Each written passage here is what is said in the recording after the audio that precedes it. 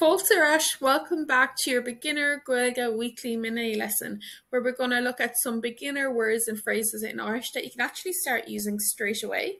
So Brandon Witzenish will have a look now at one word which is really handy in Irish, which is the word for good, which is ma.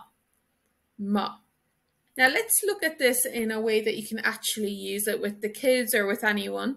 You can say well done. So even though we said ma is good, well done in Irish uses ma. So it's ma who, which is kind of the two, it means you. So it's basically saying good you, like good on you or well done you.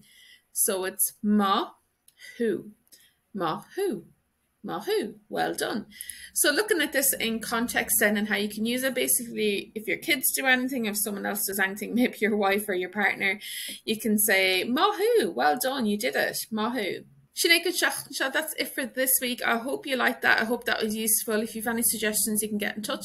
If you have any suggestions, you can get in touch with what you'd like to learn next week. And don't forget, our Beginner Gaeilge course is starting really soon and we have a growing waitlist for it. So pop your name on that list. It'll be linked below and it'll be linked in your newsletter as well. Because Thomas Tusi Galua, we're starting really soon.